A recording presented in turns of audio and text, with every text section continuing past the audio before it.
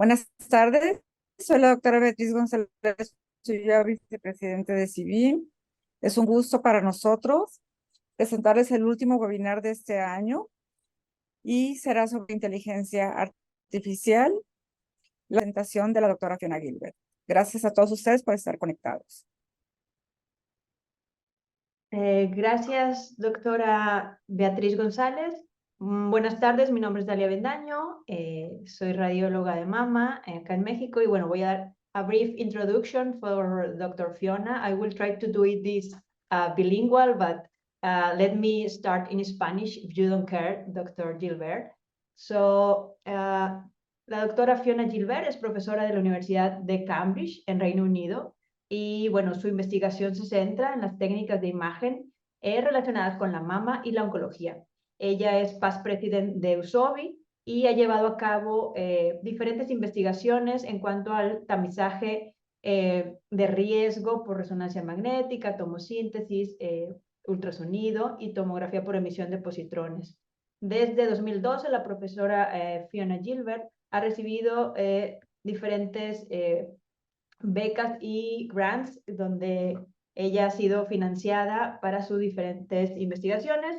Cuenta con más de 260 publicaciones y 5 capítulos de libros y numerosos resúmenes en las conferencias. Es una ponente en conferencias internacionales. Y we are very happy to have you here today, Dr. Fiona Gilbert, with this super hot topic that is AI in breast screening and how should we use it. So with no further introduction, please, we are very happy to have you here. Thank you so much. Well, I'm absolutely delighted to be giving this webinar. I apologize that my Spanish is almost non-existent, so I'm not able to give this talk in Spanish. So if I am speaking too quickly, please interrupt and slow me down. So I'm talking today about a topic I know a bit about, that's the use of AI in mammography screening. I was very fortunate to do some early work with one of our computer scientists, Michaela van der Schaar, and we published a paper about 6 years ago using mammography and the reports. And then I had done some work a long time ago looking at computer-aided detection, with old style CAD. And we did a big study in the UK and we showed that, in fact, old style CAD could almost match the performance, one reader using old style CAD with the standard of care in the UK and in many parts of Europe of 2 readers reading a screening mammogram. But today what I want to do is talk about AI and breast screening and where we are, how should we use it? And of course, how we're going to use it really depends on what type of screening is taking place in your own countries. So, for example, as I said, in Europe and the UK, we have 2 people reading the mammograms. So one way people are thinking about it is to replace one of the readers with the artificial intelligence tool and test whether that matches the performance of 2 readers. But in America, many examinations are only read by 1 radiologist, and at the moment they use CAD. They used to get paid for using CAD, computer-aided detection tool, but now it's been rolled into 1 reimbursement payment.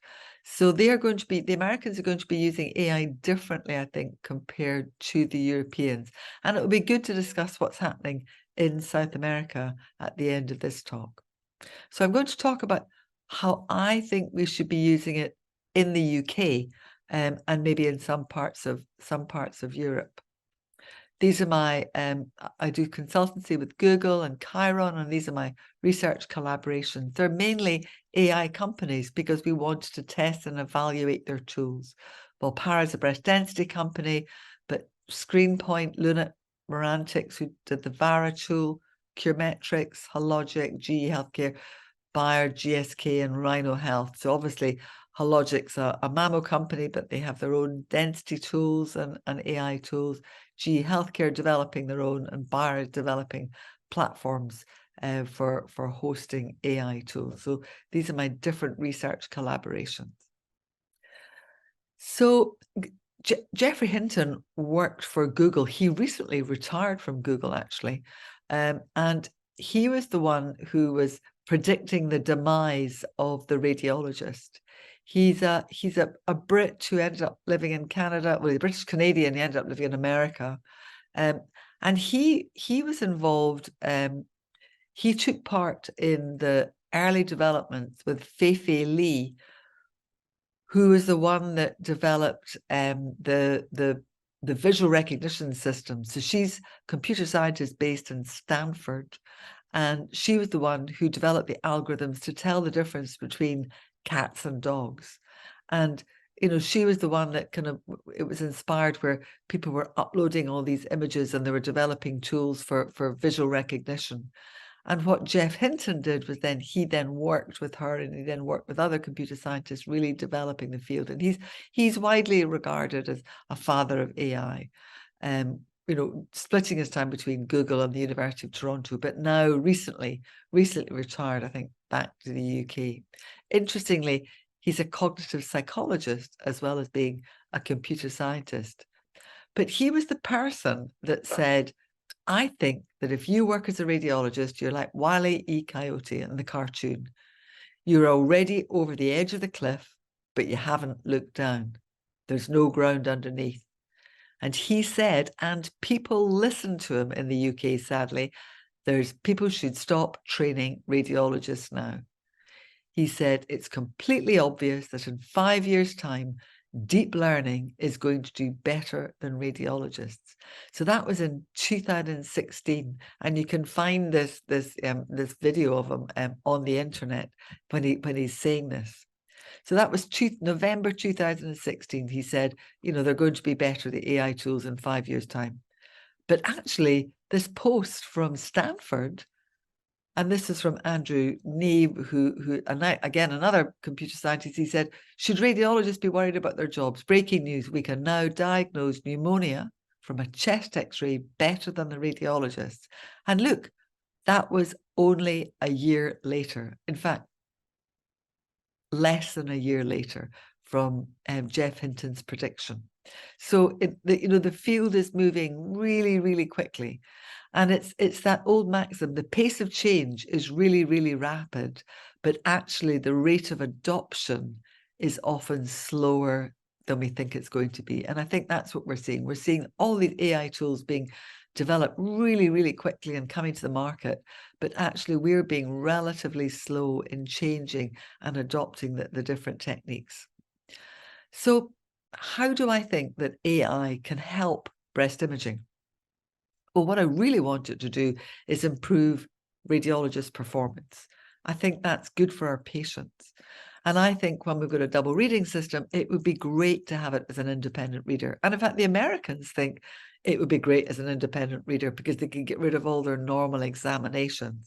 And this triaging out of normal cases is something that they really would value.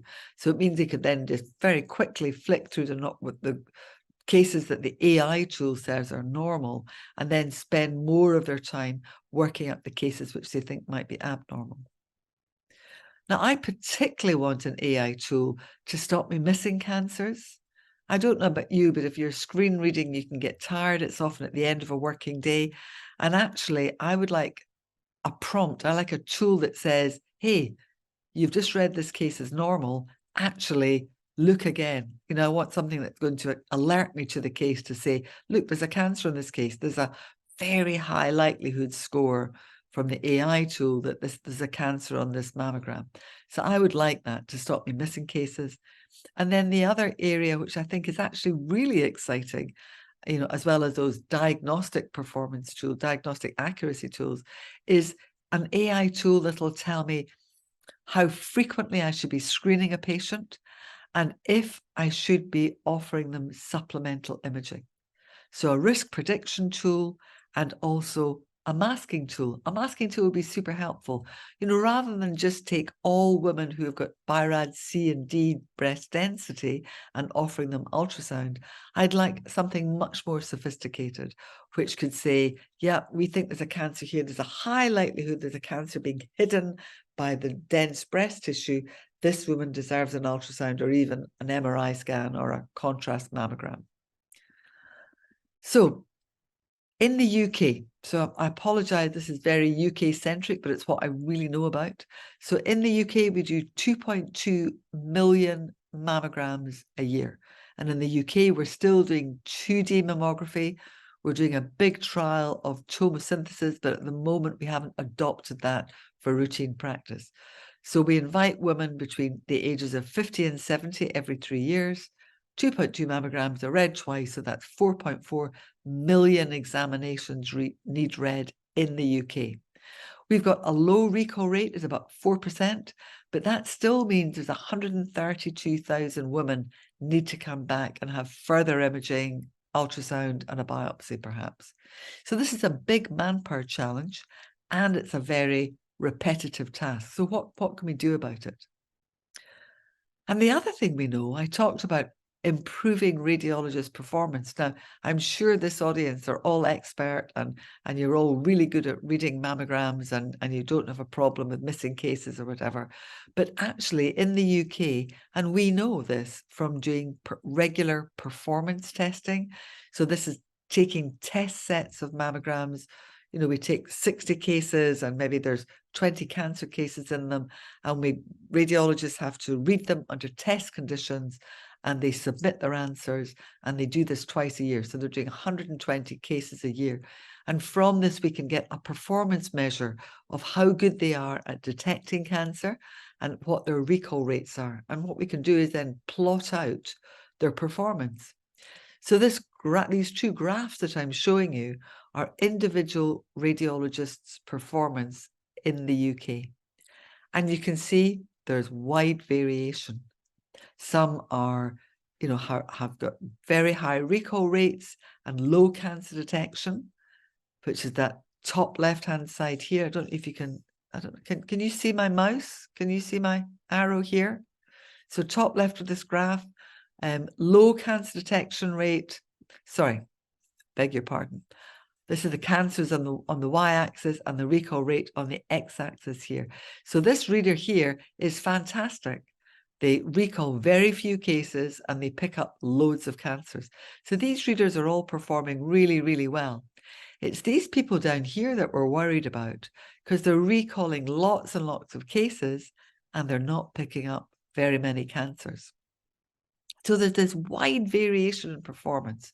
And I suspect you would find that whatever country you looked at, if you were to take the entire group of radiologists or readers who are looking at screening mammograms and tested their performance, you would see wide variation in performance. So if we can get tools which can improve readers here, so reduce their recall rate and improve their cancer detection rate, then that would be a good thing for patients. So, so I think that's one of the things that we hope that AI can do. So this is the trial that I conducted a long time ago. Now we published this in 2011. I think this is old style CAD. This is with R2, and basically we showed that one reader using the CAD prompt. So basically, this system, the reader was given the marks on the mammogram when they were reading the case. So only one reader read the case instead of two readers. And when we pulled up the case, we read the images first, and then we could pull up this, it was called Checkmate Ultra. And the Checkmate Ultra picture showed us where the algorithm thought there was a suspicious lesion. And you can see that here, you know, they've got these sort of triangles here of a microcalcification. And it was a good study. And actually the readers did perform as well as the double readers. The problem was the readers ended up calling more cases and the readers read more slowly. So we decided in the UK that we were not going to adopt it. But in fact, in the US, as I said, the FDA decided they were going to approve it, and the reimbursement was an additional $15 per case when a radiologist was using the CAD prompts. So this is an instance of reimbursement driving the implementation of the AI tool. And by 2012, 83% of the mammograms in the US were being read by CAD. So that's well and good. And you think, well, good for the US. We didn't do it in the UK, as I said. But this is a great paper from Connie Lehman, published in JAMA in 2015. And basically what she did was she plotted out the performance of the radiologists and plotted it out with those readers who are using CAD. So that's the orange circles. A bigger circle means they're a higher volume reader. Smaller volume circle means they're a low volume reader. And then the black circles are those individuals who are not using CAD. And she based this on the breast cancer surveillance consortia data of almost 500,000 cases which were read with CAD and 130,000 which were read without CAD, 271 radiologists. And basically she showed that those readers who were using CAD had a lower sensitivity compared to those people who were not using CAD. So in this real life study, if you like, the diagnostic accuracy was not being improved by the readers using CAD. Now, there's lots of reasons for that. And maybe it's the readers who chose not to use the CAD prompts were actually better readers in the first place. They don't look like they're higher volume readers because the black circles are not bigger than the orange circles. They're about the same number of big and large circles.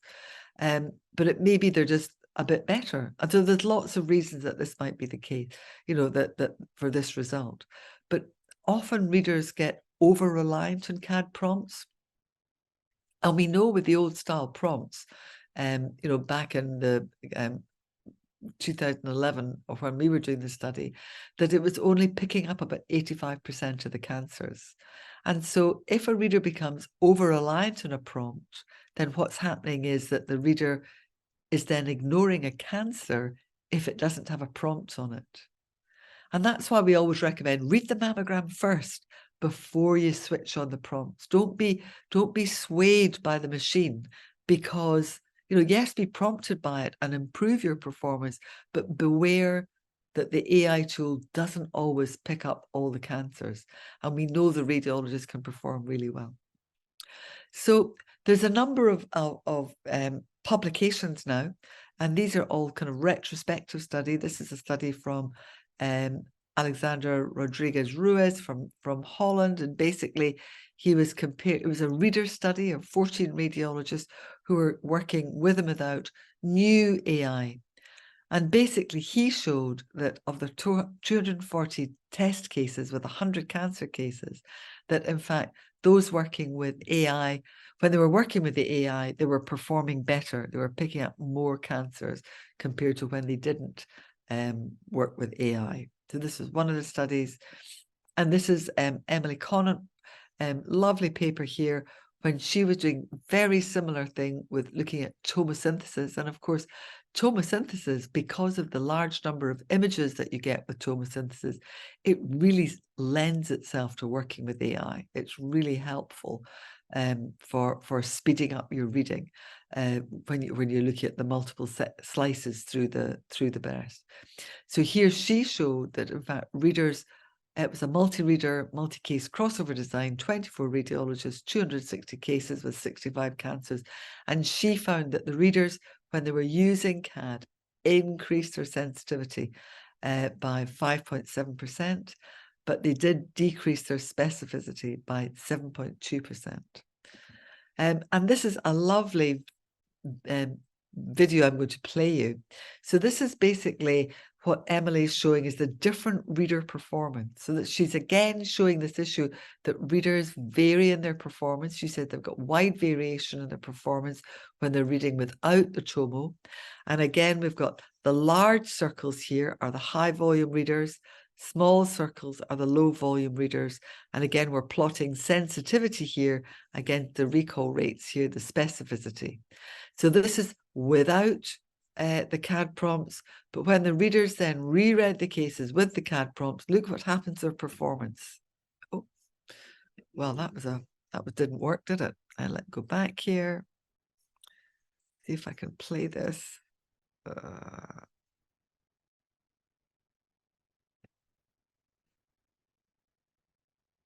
The reader performance improves. The performance of the individuals move up to the top left-hand corner of this graph. So basically, the readers are either reducing their recall rates or improving their cancer detection rates, or both, when they are working with these CAD prompts. And this is in a tomosynthesis examination. And also they found that when they were reading the tomosynthesis examination, the use of the AI was actually speeding up their reading time, which is terrific when you're using DBT. So we think that the AI can improve readers' performance. I've just given you a few examples there. But what about, in one of the roles I want it for, this working as an independent reader? So basically, can it replace one of the readers in a double reading situation? So this is again, Alexandro Rodriguez Ruiz was testing an AI system as a standalone system. So the reader is not interacting with it at all. They're not looking at prompts the way that they were with Emily Conant's study there. They're basically, the AI is reading independently. So what you can do is you can run the AI algorithm over the data set and look and see how it compares with the individual readers. And what the AI system showed in this case was that the AI was non-inferior to the average of the 101 radiologists that took part in this study. But actually, the AI tool, here's the AI performance here, the sensitivity against all the different individual radiologists. And here's the AI is performing better than 61% of the radiologists. So that's pretty impressive. Could we be using it as a standalone tool? Now, I mentioned I did this study with DeepMind, or Google bought DeepMind, this UK company. And basically, DeepMind developed an algorithm based on the UK Optimum dataset. So the Optimum dataset is a set of, at the time, it was like 8,000 breast cancers, and then a large number of normal cases. And the Google used that dataset plus an American dataset to develop their tool. And then what they did was they tested the algorithm on a very large UK dataset, a 3-year cohort of women, and also then on a separate US cohort. And what we found in the Google trial, so again, here's this AUC curve. This is where you plot the sensitivity against 1 minus the specificity. And here you've got the second reader performance here. You've got the consensus read way up here. So they're doing very well in consensus reading. So that's 2 readers. And if they disagree, there's a consensus, there's a third reader. So the consensus reader is the best performance.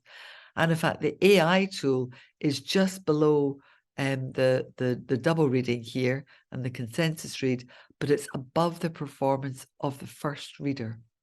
So what we do when we're reading in the UK, we read independently, so we can record which cases we're recalling and which cases we're finding a cancer on. And so you get the individual reader performances. And what we found when we compared this Google AI tool, we found that, in fact, in comparing it with a UK data set, that in fact it was matching the performance of a single reader, which is just, I thought it was just, oh, it was awesome. My PhD student, Sarah Hickman, she's now training to be a radiologist. She liked it so much. She undertook a systematic review and meta-analysis to look at triage and CAD. And she found that there were 7 retrospective studies. This had just been, she published this in Radiology last year. She found 7 retrospective studies, which suggested that machine learning could be used to reduce the number of mammography examinations read by radiologists between 17 and 91%, while only missing between 0 and 7% of cancers. So this is it working as a standalone tool. When she did a meta-analysis, this is combining the data of 5 of the retrospective mammography cancer detection study. So this included 185,000 cases. She showed a higher area under the curve for the machine learning compared to the double readers. And what she found was that the quality of the publications was really good. She used this claim checklist for artificial intelligence reporting. So we thought that was very, very encouraging. So so this is just to give you an example of some of the papers. This is Shafter looking at comparing the AI tool with a single reader. This is a 2-yearly screening program, and they found that the single reader performance was 77% sensitive with a 4% recall rate, 96% specificity. And when they looked at the AI tools, in fact, it was matching the sensitivity of the single reader, although the specificity was not as good. So this is the specificity of the human reader, 96.7%, and the best AI algorithm is 88%. And this is when they combined the tools, they got a 92% specificity with the similar good sensitivity. Salem published again a different study comparing 3 different AI tools.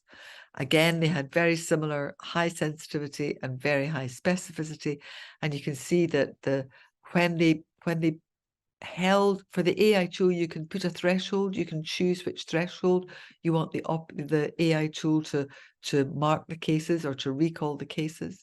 And so what they did was Salem and authors put the threshold of the algorithm to match the human reader, so at 96.6%. And then they looked at the sensitivity.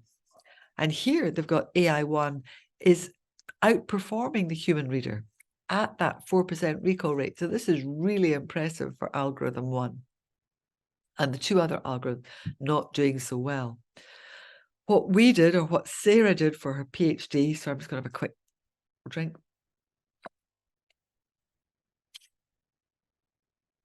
What she did, we've got 3 yearly screening in the UK. So because of 3 yearly screening, our sensitivity is lower at 62.9%. But still, we've got very good specificity for the human readers. So we're comparing, so this is our benchmark, if you like, the human reader, the single human reader. So again, we took 3 algorithms, we held them at the 4% recall rate, and we found that the sensitivity, the best sensitivity for algorithm was algorithm 3, which matched the human reader at 62.5%. The other 2 algorithms not performing quite as well. So we were virtually replicating this other study, and Sarah just published this in Radiology, a couple of weeks ago. So I commend you to that paper. So can we use AI to get rid of the normal cases? So I think we can use it as a standalone reader, with another human reader.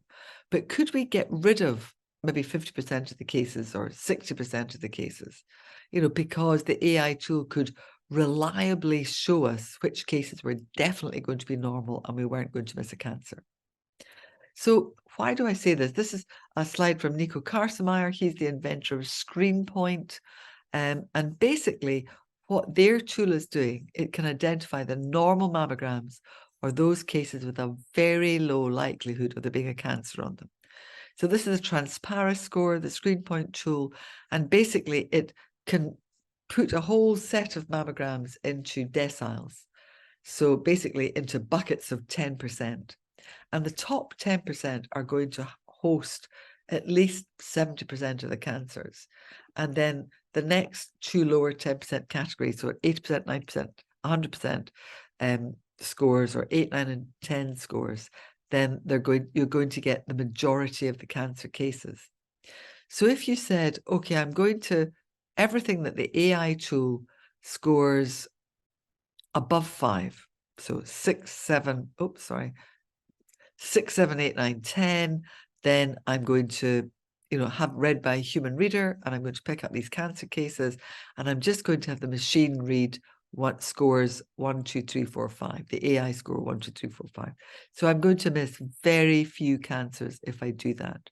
And remember, the humans have very variable performance, and we're all missing cancers. We don't like to admit it, but we do. You know, particularly if we've got a second reader coming along who will pick up additional cases that we haven't seen. So from that point of view, perhaps the AI tool is performing as well as the human reader. So we think this could be used for workflow optimization. So for example, one way that we might use it in the UK is that we might say, okay, only those cases that are scoring 8, 9, 10 are going to be double read. Everything else is just going to be read by one reader because there's going to be so few cancer cases in them. So this might be a more efficient way of working. This is a nice paper by Christina Lang. So basically she took interval cancers. So interval cancers is a good way sorry, shouldn't it? This study isn't interval cancer. This is screen detected cancers. And basically she took 9,500 women who are being screened 2 yearly. And she found, this is using version 1.4 transparent, and she found that for the scores, if the transparent score was 1 or 2, it was, you know, 20% of her cases fell into that category, and there were no missed cancers. No missed cancers at all. So you could safely get rid of 20% of your workload. And if she took 40% of her workload, you know, those cases with scores 1 to 4, so nearly 4,000 cases, then she'd only miss 4 cancers out of 68 cancers in that data set. So that's pretty good. And is that tolerable? Well, of course it's tolerable, because that's what we accept from our human readers. We accept the human readers have a variable performance. We accept that sometimes we miss cancers. So maybe it's okay for the algorithm threshold to be set where we're missing a few cancers, not too many, obviously. So basically, what Sarah did, she created this 120,000, the CC Media dataset is this 120,000 mammogram dataset from Cambridge and Norwich.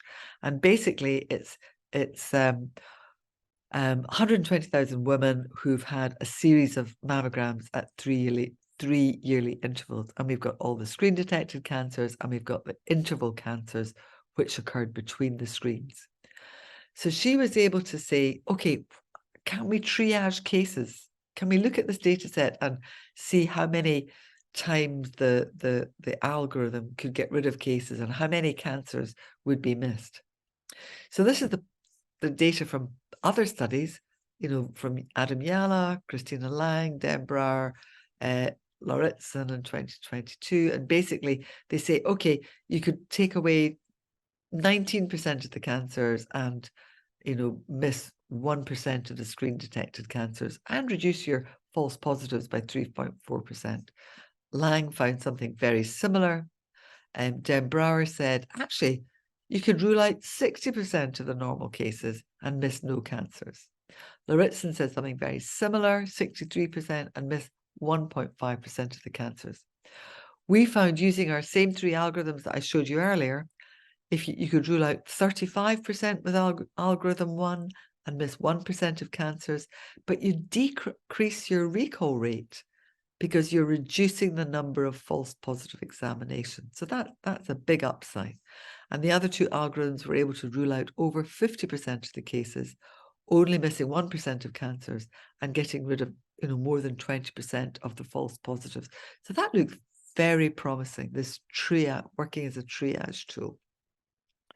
And then we said, okay, but if you were triaging and then had one reader read them as well, then actually you could reduce your miss rate of the screen detected cancers. You could take it down to 0.01%, still rule out the same number of cases, and but you wouldn't change your recall rate very much. In fact, you'd increase it very slightly, so you don't get rid of those false positive cases.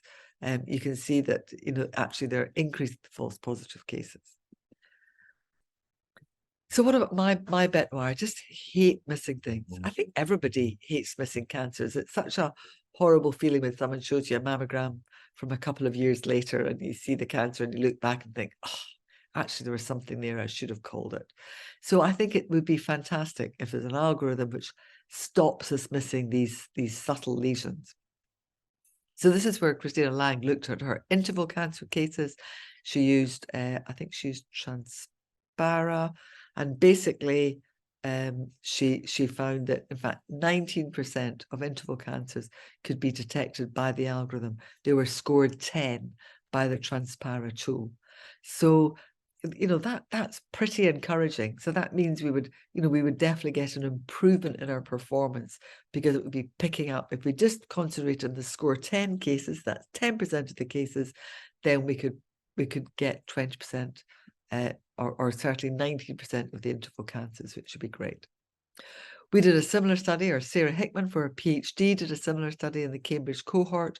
She looked at almost 600 interval cancers, and then a whole lot of normal examinations and a ratio of 1 cancer to 4 normal cases. She set the threshold at 4% recall rate, so a 96% specificity, and she found that she was able to detect 30% of the interval, sorry, 23% of the interval cancers.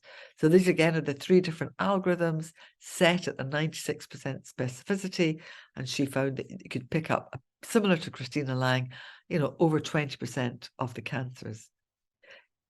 If we did something differently, if we said, actually, we want to pick up 30% of the interval cancers, because I don't know about you, if you go back and review the cancers that occur between the screens, certainly I'm thinking about a third of cases, you can see something on the mammogram that almost has enough features to say, gosh, that's a cancer.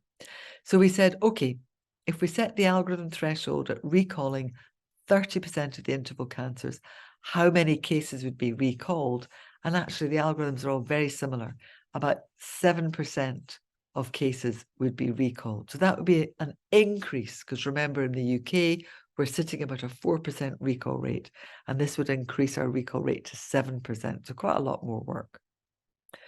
So this is what we're suggesting. This is what happens in the UK at the moment. You have 2 readers if they agree, and they're both normal. The case, you know, the woman's, you know, goes back to routine screening. If the readers agree and it's abnormal, then the case is recalled. If the readers disagree, so one says it's normal, the other says it's abnormal, then it goes to arbitration. A third reader says, yep, it's normal, or no, it's abnormal. So then there's various, this is what happens normally in the UK. So then there's various places where you can replace you know, add the algorithm in, either you know, doing the high suspicion triage and saying, yeah, supplemental imaging if we can't see anything, but there's a high likelihood that there's a cancer there, or triaging at the normal cases. So there's just different ways that we could use the algorithms. So we're suggesting in the UK that we have a rule out and a rule in approach. So this is the rule in approach data here, again, looking at the 3 algorithms at CC Media. So if we're ruling in about 2% of cases, so I showed you the recall rate was 7%, that was an additional 3%. So if we're only going to recall an additional 2% of cases, then we pick up another 10% of interval cancers, and between 5 and 7% of cancers that occur 3 years later, next round cancers.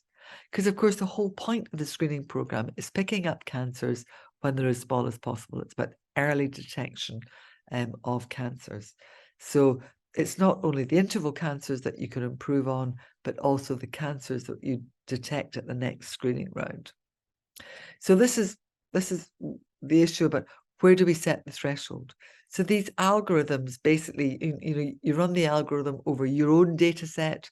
So basically you can plot out the sensitivity versus the specificity, and you can see the sweet point of an algorithm usually is the point in the curve that's closest to the top left-hand corner. And they say, yeah, that's how you should use it.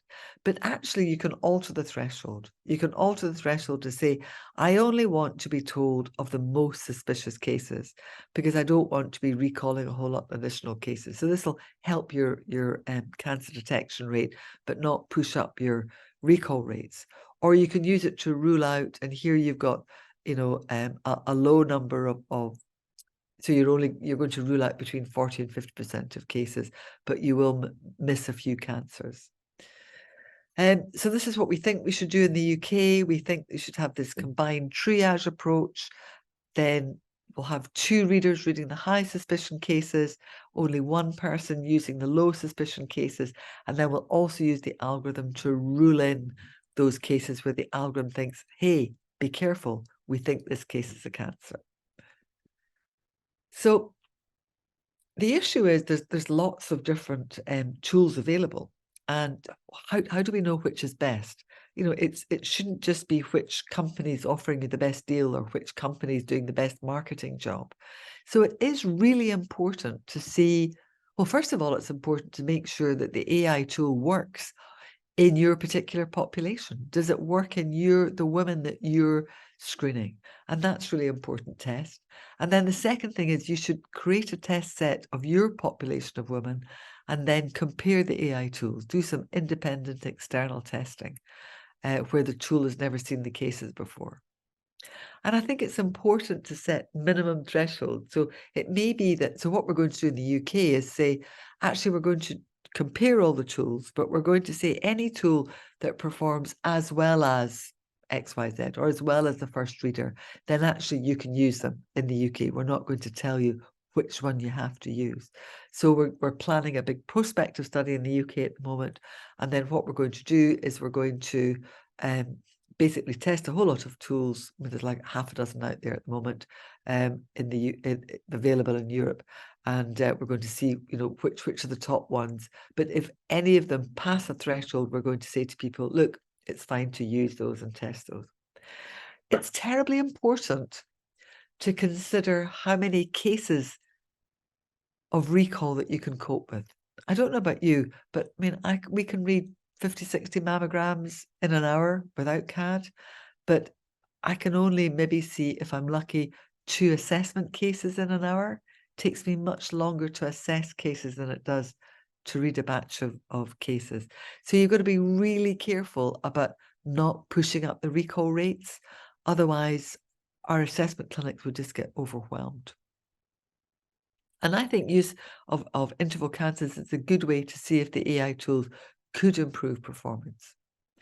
So this is the benchmarking I was talking about, and this is how we've done it with these 3 different models and compared sensitivity and specificity using either, on the left-hand side of the table here, it's using screen-detected cancers only. And then this is comparing the results on the right-hand side of this table, which is using screen-detected cancers, the interval cancers from the next 3 years, and also the next round cancers, because doing that gives you the best evaluation, I think, of an AI algorithm. If you use screen detected cancers plus the interval cancers plus the next round cancers, I think that's the best way of working. So what Sarah Hickman was curious about was, she said, are these algorithms all detecting the same cancers? And the reality is they're not. These plots show that the algorithm 1, 2, and 3 are not picking up the same cancers. You know, they're all different. It's amazing. And it's the same whether they're screen detected cancers, interval cancers, or next round cancers. They're all picking up different types of cancers. So somebody said to me once, well, maybe we should use all 3 algorithms together. I mean, that would be quite expensive because you'd have to pay for all 3 algorithms for each case. And I suspect it would push up the recall rates if we were to do that. So one of the things when we talk about autonomous driving cars, have you got autonomous driving cars in South America? You probably have. What about autonomous AI? So, I mean, certainly, if the algorithm says it's negative, you know, and it's that bottom score 1 to 5, then the chances of missing a cancer are really, really low. And so your algorithm is going to be better than your radiologist. So actually, why not? Why not just let the algorithm read the mammogram? And some people, our principal of our university in Cambridge, our VC, said, yeah, I'd be happy for my mammogram to be read by an AI tool. They don't get tired, they don't get distracted. In the knowledge that if it was if the algorithm was uncertain, then it would then be read by a human. So I think autonomous AI is fine because it can sort out the cases for you and actually maybe read some of the cases. But I think you do need a human in the loop, because then you need the algorithm to say, actually, I'm not that certain with these following cases, or this is a definite abnormal. And so that means the radiologist would then be able to contribute. Definitely, I want the AI tool to help the radiologist to improve our performance to that top left-hand corner of the AUC curve. But we definitely need prospective testing, because I don't want to be in the situation where someone like Connie Lehman publishes again and said, look, the new AI algorithms are making our performance worse. So I think we have to be very careful that we avoid unintended consequences. So there's a whole lot of trials ongoing. The Maasai trial done an interim report, which many you will seen, and actually they found an additional detection of cancers, which was just fantastic. So very encouraging results from the Maasai trial, 100,000 women in Sweden. The LUNAT study, the Screen Trust CAD study, again, very promising results. So that's fantastic. And it was a non-randomized peer design study comparing double reading with independent AI arm. So 55,000 women, which is good. Then there's various trials going on in Denmark, again with the ScreenPoint tool. They did a big previous retrospective study, and then they decided, look, we're just going to adopt it in Denmark for the southern Denmark study, and basically they said that it's going to be AI only, with the reader, with one reader if the risk was less than 5, and if the score was more than 5, then you would have the double reading. So this, very encouraging results in this real life data set. And then there's a separate trial, which is this prospective one reader using prompts. So this in the Ilse Viberg study, where they're using the scores, the mammographic scores, there's no prompts. But in this prospective run reader working with AI, then there are prompts. And again, this looks like a really interesting study as well. So you do need to test what is the effect of having a prompt. So this is the Norwegian study that's, I think, may have just started, from Solveig Hofken. So basically, again, score of 5 or below is only by one reader, 6 to 10 by 2 independent readers. If the score is very high, above 9.8, then the case will be automatically recalled, because the score is so high, the likelihood of a cancer is so high. Big LUNAT study, a randomized controlled trial taking place in Korea of 32,000 women, looking at the effects of prompts on expert and non-expert readers. So they've got one expert radiologist, and then they've got just a general radiologist using the AI tool, because they think, you know what, actually, maybe the general radiologist could perform as well as the breast radiologist if they had the AI tool. So quite an interesting study.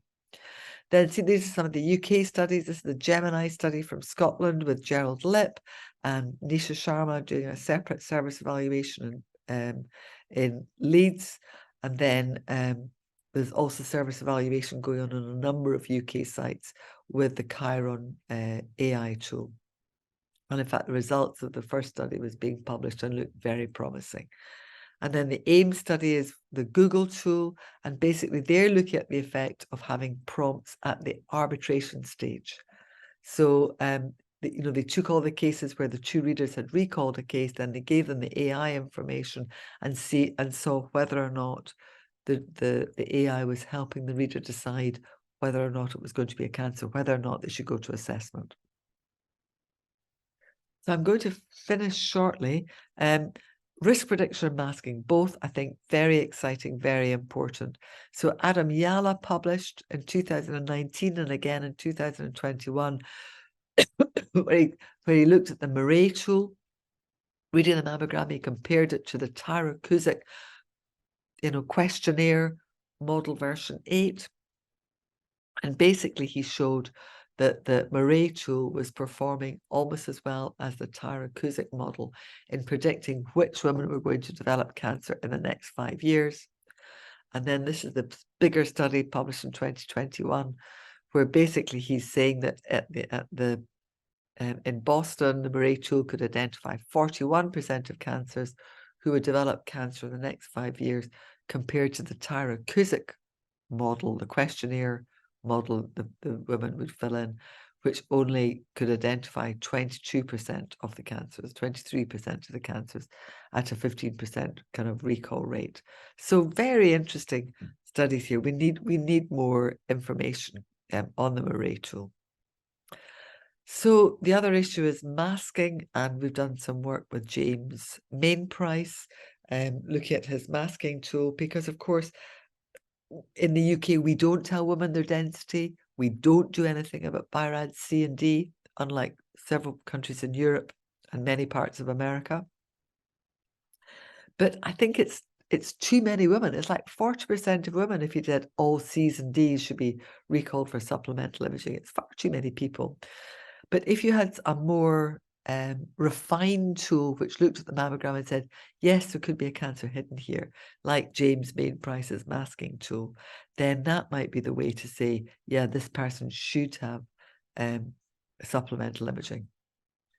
One of my MPhil students, Priya Rogers, presented this at the Zobi meeting, and so basically she compared the Murray tool in our screen-detected cancers and then in the women who got cancers over the next 5 years, so interval cancers plus the next round cancers. So she got spectacular results because she included the screen-detected cancers, so that was great. But now we're running it without the screen-detected cancers. So I think that AI should be used in a number of different ways. AI should be used for risk prediction. We need AI for machine reading of mammograms. You know, we need to free up my time to do other radiology. I need to know what density is. I need to know what patient's risk is. I need to know who needs supplemental imaging. And I want prompts where I'm going to overlook something.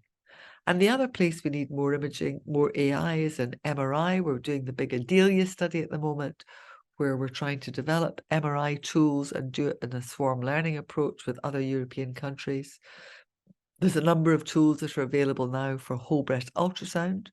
And then, of course, for contrast mammo, although more straightforward to read, again, we could do with tools which could help us guide us to say, yes, this is malignant, or this is definitely benign. So lots of food for thought there, and I hope that's provided some interesting thoughts, and delighted to take some questions. Thank you, Professor Gilbert, sincerely for you such an insightful and interesting presentation. Also, we have some questions. So, from the audience, tenemos algunas preguntas que voy a intentar traducir a la doctora. First, how do you manage the use of AI in the reports? And also a follow-up question about how the integration of BI-RADS and to include AI somehow. I don't know if I didn't understand. Are you already using? I didn't understand the first question, Dali. Sorry. How do you manage the use of artificial intelligence in the reports, in the interpretation of the studies? Oh, in the clinic. So we're not using it. We're only using it for research. And some of the tools will incorporate density. So often, so for example, I think it's ICAD will give you a risk score, it will give you a density, and it will give you a diagnostic accuracy of whether there's a cancer on the mammogram. But so how did you imagine when after further application in the clinical, that when we use the AI, how should we manage the in the report the AI? So in the future, how should we use the AI? to state in the report this. Or how should we state it, whether we've used it or not? I actually think, I don't know. Should we state that we've used AI in the report? Probably yes. Probably yes, we should say that AI was used. And should we say what the AI said in the report? So should the report be automatically populated with what the AI result is? Maybe. But maybe that's of no value to the patient. Maybe that's of no interest to the clinician. But we probably should record it somewhere so we can go back and look at it, shouldn't we? Thank you. Does that answer the question? I'm not sure that answers your question. I think it's already answered. Thank you very much.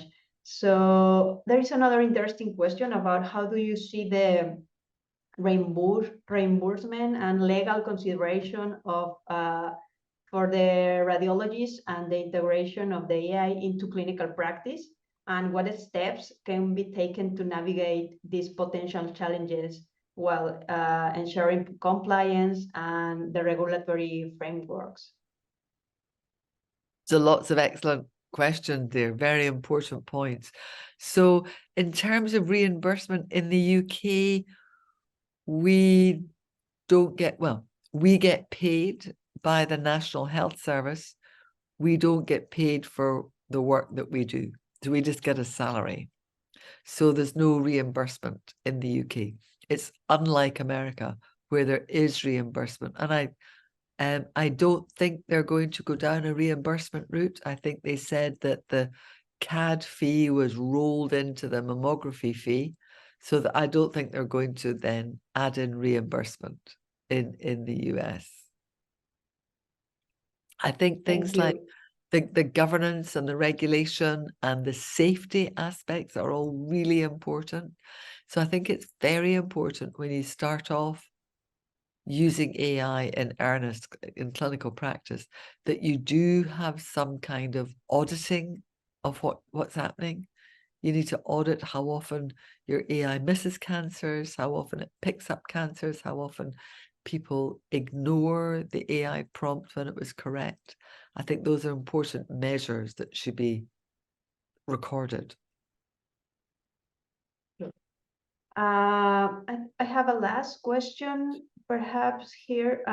What do you see as the most promising or potential future application of AI in breast imaging, and how might this enhance patient care? Which one do I think is the most promising? I think the DBT one's the most promising, because there's a lot of images to leaf through, and I think good AI tool can really help speed up that workflow. And also with the DBT, we're going to get an additional 10 to 15% of cancers as an uplift from 2D mammography. So I think what I'm always trying to do is say, okay, how do we get the most for our money or for the effort that we're making? So from the diagnostic point of view, I'd want that, but then from a population perspective, I would like to change the screening program. I think there's too many cases are underdiagnosed. You know, they appear like 40% of cases are underdiagnosed. They appear as interval cancers or next round cancers when they're bigger. And I think what should happen is that we should be smarter about who we're inviting for screening, how often they're having screening, and what tools we're using when we offer screening. Does that make sense? I think AI could help us do that with these risk prediction tools, you know, and a bit of, so risk prediction and a bit of density going, oh yeah, they're very dense. They need an MRI scan because they're at really high risk of developing a cancer in the next few years. So I think I have a last question, perhaps you already talk about it, but what do you think is the role of the breast radiologists in this field of AI? So how as a breast... I think we're super lucky. I think we're very lucky. I think the breast imaging is ahead. Well, okay, we've now got chest algorithms and stroke algorithms and all kinds of things. But I think we've got good tools. I think that you know, I think it's great. And I think they're now developing better ultrasound tools and better MRI tools and things. So I think it's, yeah, no, I think it's, I love it. It's great. Awesome. Are you Awesome. Thank using it much? Are you using AI much in South America? I think we have a lot of experience in ultrasound as Asian also. So we do a lot of ultrasound, and we have a AI tool for ultrasound. I think it's the first one that is have been introduced for us because we do a Fantastic. lot. Well, that's just great. Are you doing whole breast ultrasound or handheld? Handheld. Handheld. And so you, that's fantastic then. That's We really mainly good. do screening with both modalities. So Okay. for high density breast, we do a lot of ultrasound together Okay. with also DVT. Yeah. Yeah. Great. Fantastic. Thank you. So I think I have some, tengo algo de información para la comunidad que está con nosotros. Solo me gustaría agradecer a la doctora Fiona. Thank you so much, Professor Gilbert, for being here. And I will just give some information for our audience. So we are very happy to close this year of webinars with you. Okay. And see you next time for sure. Thank you. Thank you so much. It's lovely to see you all and Flavia. Hey, Flavia. Thank you. Bye-bye. Solo avisar, recordarles a todos de nuestro próximo congreso SIBIM 2024, que será en Guadalajara, 17-18 de octubre. Y también pedirles a todos que nos actualicen su información, su correo, sus datos, para tener una base de datos actualizado a comunicaciones SIBIM, al correo, por favor. Para nosotros es súper importante tener toda esa información para que les pueda llegar las notificaciones y la información de nuestros próximos eventos. Con este webinar cerramos este año y nos vemos a partir, esperamos, de principios de marzo del próximo año con nuestras actividades académicas como lo hemos venido haciendo. Muchas gracias a todos por su atención y pues nada más. Gracias. Nos vemos pronto.